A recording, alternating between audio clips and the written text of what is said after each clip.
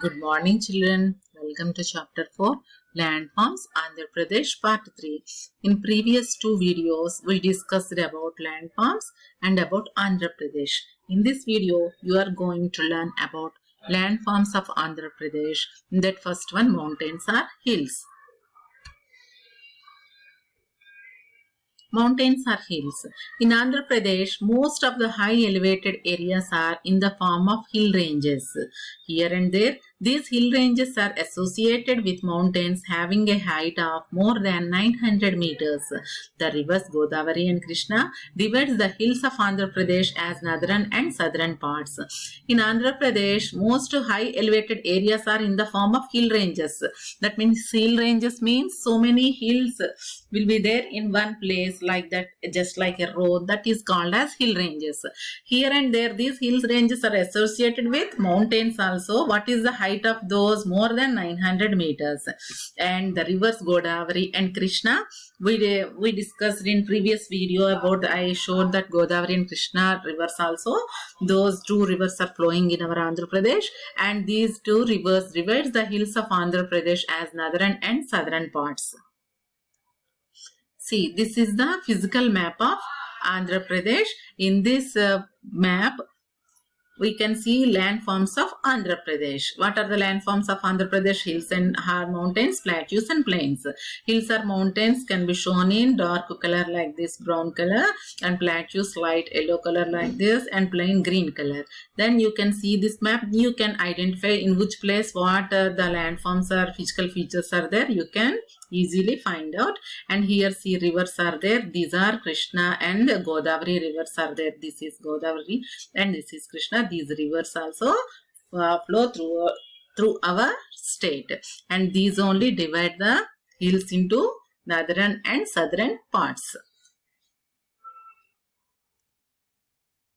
In our state, the following districts have stretches of hilly terrain where we can see the pockets of scattered hills called Eastern Ghats. The hills are there even in our state Andhra Pradesh. Those are called as Eastern Ghats. In previous video, we discussed about Eastern Ghats and Western Ghats. So, in our Andhra Pradesh, Eastern Ghats are there in the following districts. What are the districts? See, Kadapa, East Godavari, West Godavari, Visakhapatnam, Chittoor, Kurnool, Vizagaram. In these 7 districts, these Eastern Ghats are there. Eastern Ghats spread in these 7 districts. See, name of the hills, name of the district.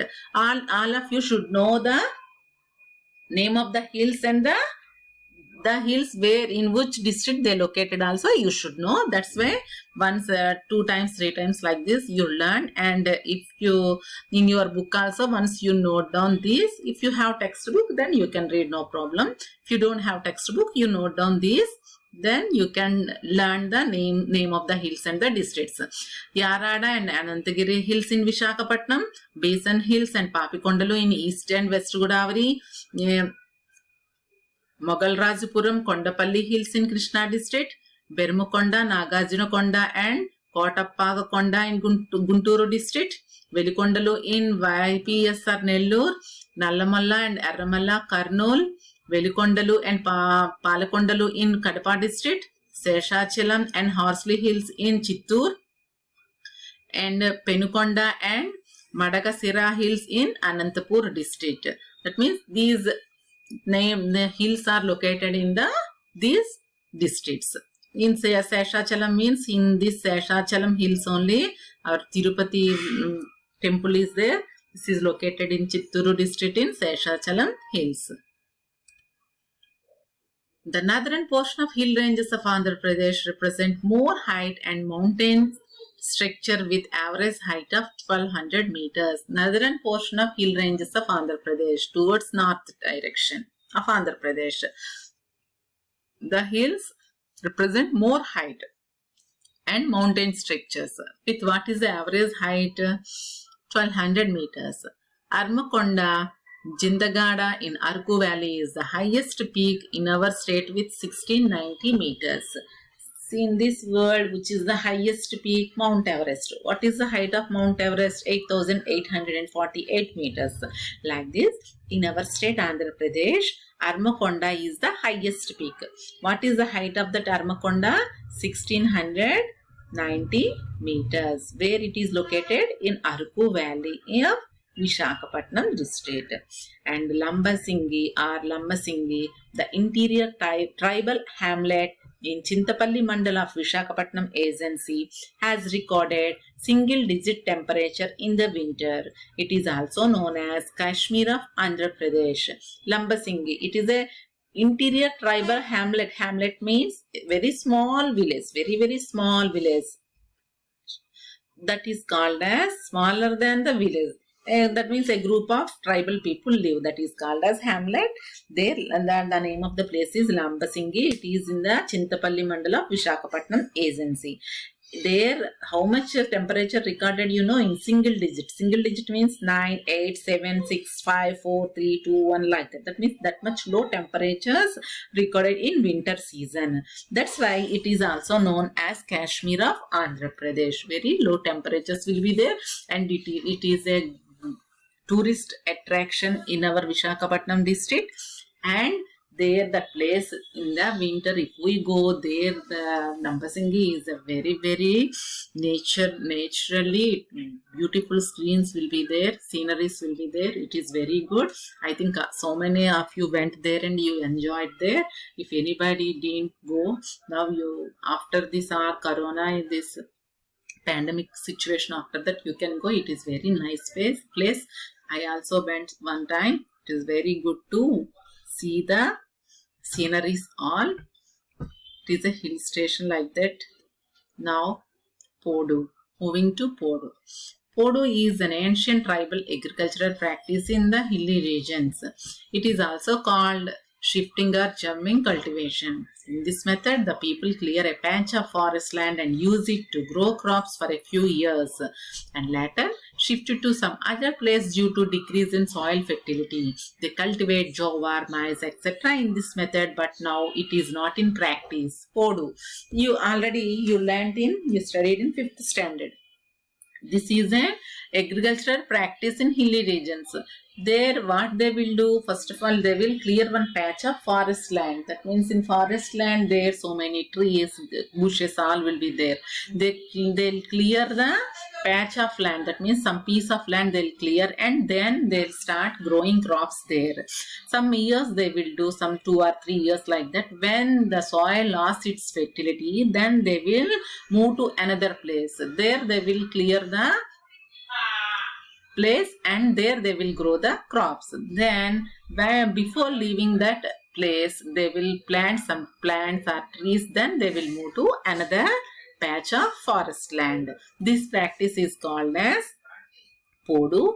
And there, what they will cultivate, what they used to cultivate, jowar, maize, etc. Jowar, maize means jonna, mokkajonna in Telugu we can say. Those crops they will grow, and now it is not in practice. Why? Our government banned the cutting of trees. That's why this practice also not there nowadays.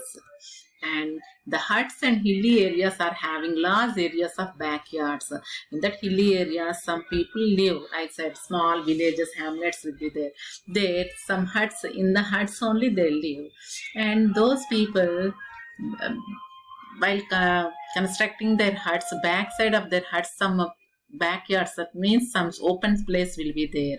There, what they will do, they put up a bamboo fence around the house. They will keep some bamboo fence, and they level the land for their kitchen garden and add organic matter to make it fertile. Then what they will do, they will level the land there, and they will grow some kitchen garden, means some vegetables, some plants they will plant there, and they will get those vegetables, fruits, all. And they will add some organic matter also, some waste material also they will add to the soil to increase the fertility of the soil. What they will grow there, maize, vegetables like beans, gourd, chilies, etc. are grown here, which is the major source of their food and livelihood. Those only they will eat. Sometimes they will earn money also with those products. The produce from Podu lands or from the kitchen garden is not enough for the families to survive throughout the year.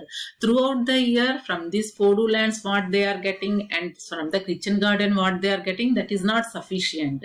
That's why what they will do, therefore, collection of forest produce plays a vital role in their lives. What they will do, they will enter into the forest and they will collect the forest produce. So many things we will get from the forest. Want some tamarind, some wild fruits, some wild vegetables, some so many forest produce they will get from those forests, and they will collect those, and some they will eat and some they will sell and earn their living.